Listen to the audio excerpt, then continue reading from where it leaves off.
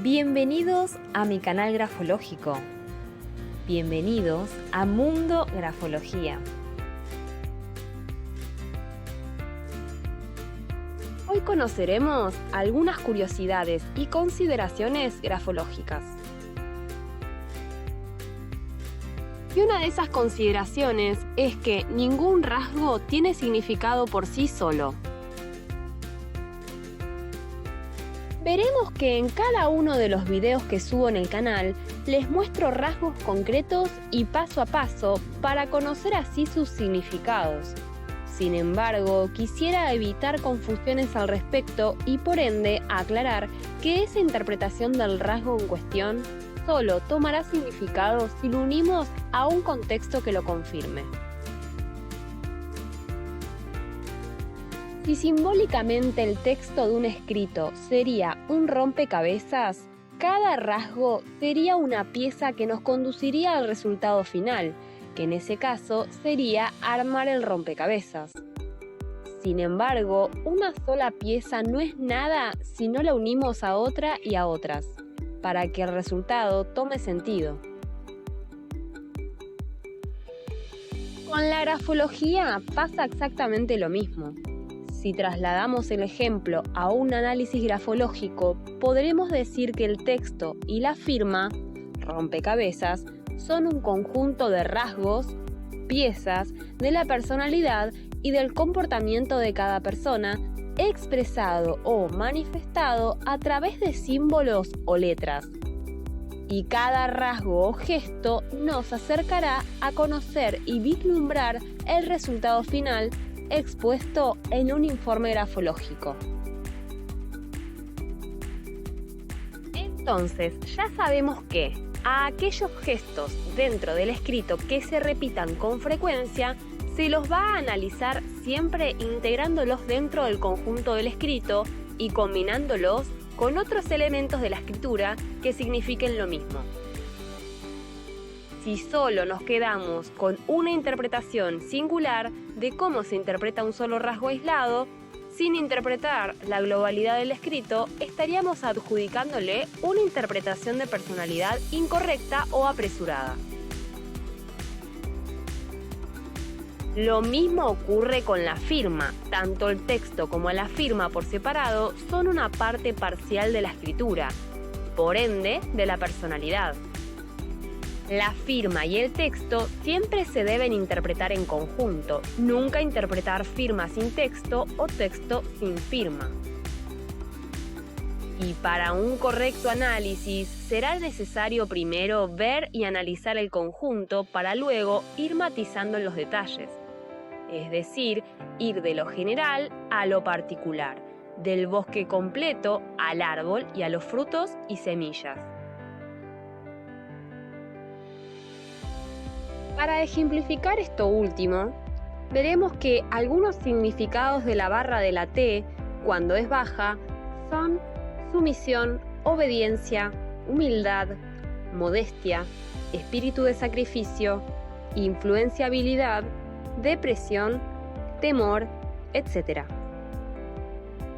Y para poder interpretar a esa T como pauta de sumisión en la personalidad de quien escribe, deberemos también observar dentro del escrito otra suma de gestos que acompañen a esa barra baja, como por ejemplo ser mayúsculas sencillas y bajas, tamaño de letras pequeñas o rebajadas, inclinación invertida, predominio de forma curva, y de esa manera sí estaríamos pudiendo interpretar a ese gesto como personalidad sumisa. Siguiendo con el mismo ejemplo, para poder interpretar a esa T como pauta de temor en la personalidad de quien escribe, a esa barra baja lo acompañará otros gestos tales como irregularidades dentro del escrito, rasgos interrumpidos y temblorosos, escritura pequeña y estrecha, presión débil o rota, blancos en la página como ser caminos, que son blancos entre palabras en 2 o más renglones, y fantasmas, que son blancos en el margen derecho. Variabilidad en la inclinación de las letras, y variabilidad en la dirección de los renglones. Es por todo esto que les cuento la real importancia de primero saber qué significan los gestos por separado, ya que paso a paso nos conducirá siempre mediante un ojo grafológico experto al resultado de conocer el informe final de la personalidad.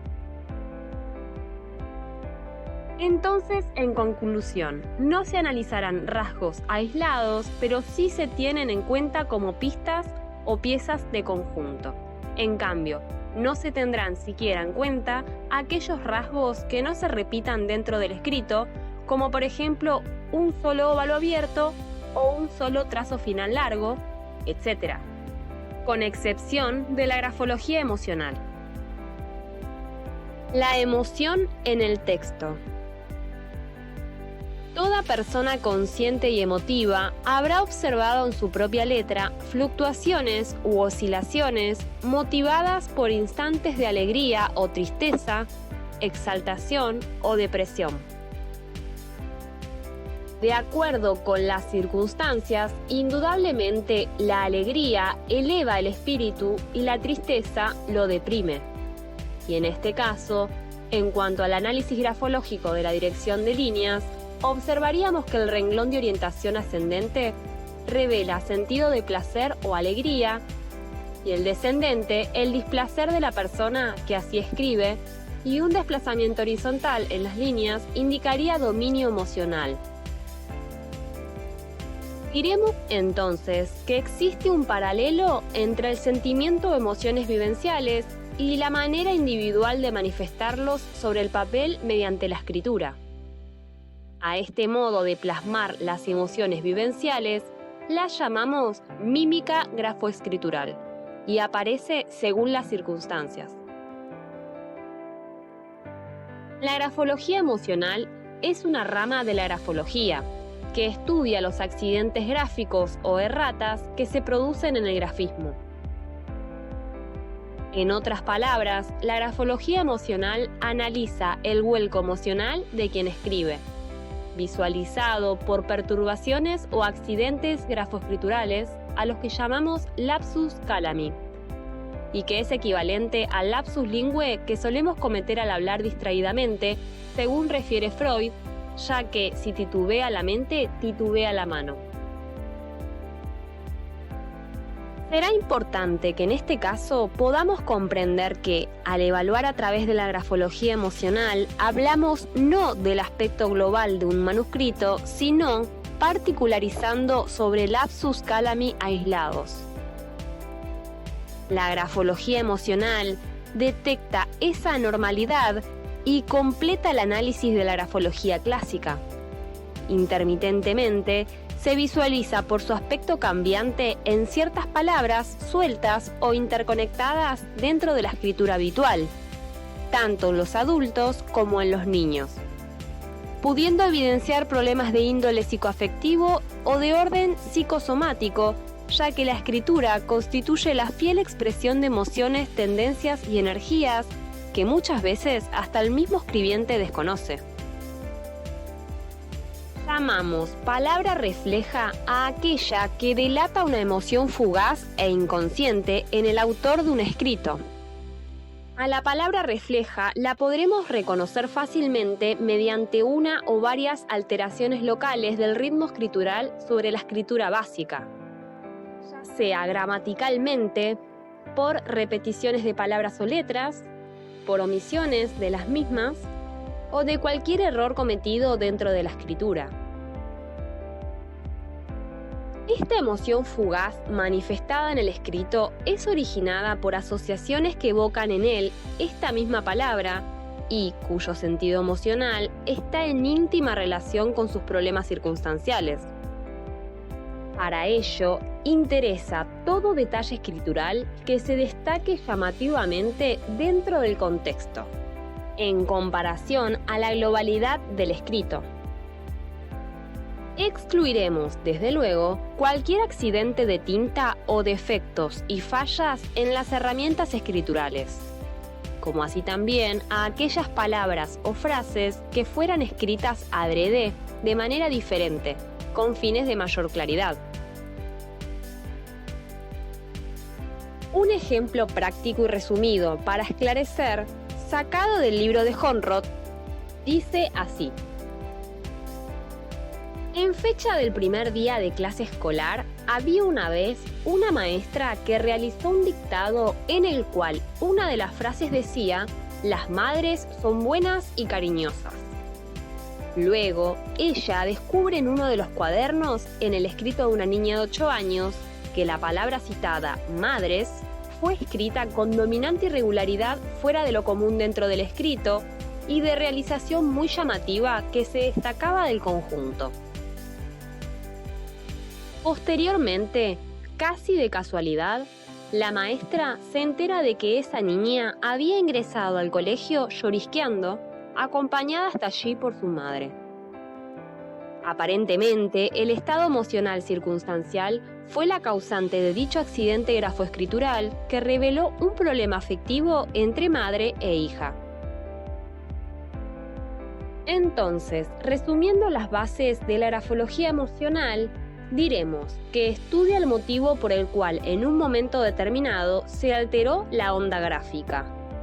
También diremos que considera el contenido del texto y diremos también que efectúa el análisis de los rasgos alterados relacionando la palabra con su significado y aplicando las leyes de interpretación grafológica. El sexo y la edad en la escritura. Mediante el análisis de la escritura no siempre es posible conocer el sexo y la edad del autor, aunque sí es posible en algunos casos. En lo que se refiere al sexo, es cierto que existen una serie de rasgos de la escritura típicamente femeninos, como ser curvas, bucles, lazadas, adornos, entre otros. Y a su vez, otros rasgos teóricamente masculinos, tales como ángulos, presión firme, sencillez en la forma de las letras, etc. De ser esto siempre así, ocurrirían personas heterosexuales cuya sexualidad puede ser calificada de normal según patrones establecidos. Sin embargo, al ser la escritura un fiel reflejo de la personalidad, no siempre resulta fácil deducir el sexo biológico, ya que es posible encontrar un predominio más o menos acusado de rasgos femeninos en letras de varones. Lo mismo que hay escrituras de mujeres que no responden a los modelos de letras femeninas. Y eso dependerá de qué actitudes o cualidades sean tomadas como normales internamente en la personalidad de cada sujeto, o en el sentir consciente de su sexualidad.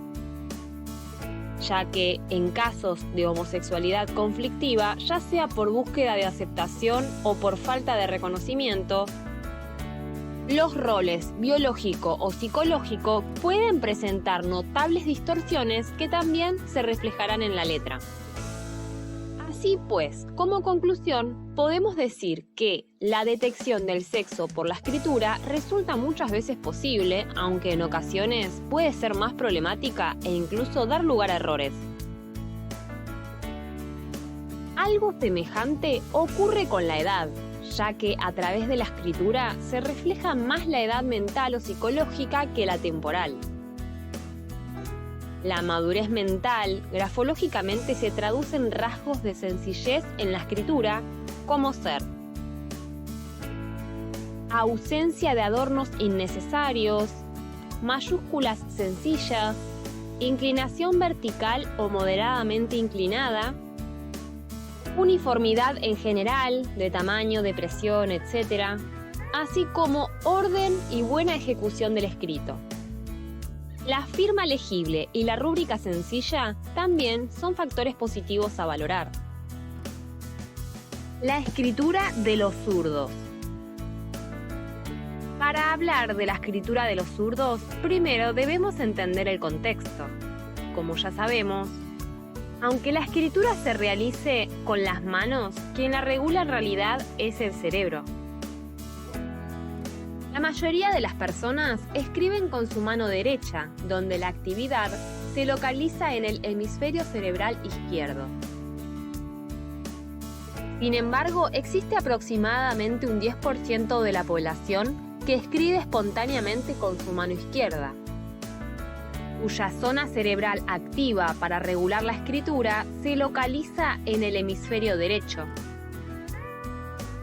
Son los llamados zurdos escriturales, que normalmente lo son también para otras actividades.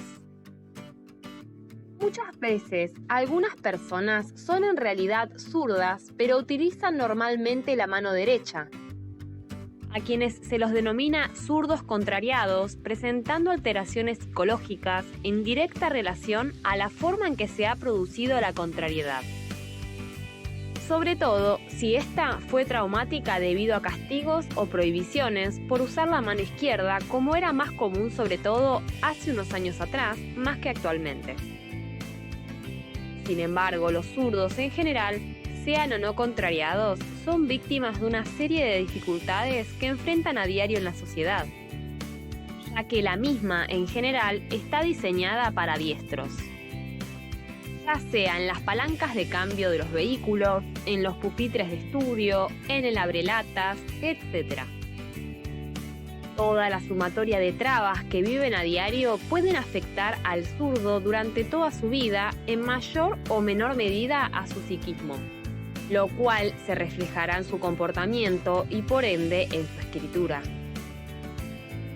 La cualidad de la escritura zurda en la niñez en general es que son más tardíos en hacer una letra estéticamente bonita, y es frecuente también hacer las letras al revés, a veces en todo el escrito, dando origen a la llamada escritura en espejo. En cuanto a la orientación espacial de los zurdos, al escribir con la mano izquierda se tapan todo lo que escriben, por lo que las líneas pueden perder su rectitud, que la separación entre palabras y letras sea irregular y por último, la inclinación también puede verse afectada haciéndose a la izquierda en lugar de la derecha. Todas estas circunstancias deben ser tenidas en cuenta a la hora de analizar la escritura de una persona zurda, para que el informe grafológico no se vea alterado en sus conclusiones finales. Por último, hay una posibilidad de que algunas personas llamadas ambidextros escriturales sean capaces de escribir tanto con la mano izquierda como con la mano derecha. De cualquier modo, siempre existirá una mano con la cual se escribe con mayor soltura, apareciendo con mejor ejecución realizada la escritura. Procuraremos tomar las muestras grafológicas que estén realizadas con esa mano que el individuo escriba con mayor destreza, para evitar alteraciones escriturales. Espero les haya gustado estas curiosidades y consideraciones de la grafología, parte 1. Próximamente los espero para compartir las maravillosas curiosidades grafológicas, parte 2. Si te gustó este video, dale me gusta. Si te gusta la info del canal, suscríbete y presiona la campanita para que YouTube te notifique cada vez que subo un nuevo video. Si la info te parece de valor, compartíselo a tus amigos o subilo a las redes sociales. Por cualquier duda o pregunta, me puedes escribir a los comentarios o a mi correo electrónico. Muchísimas gracias.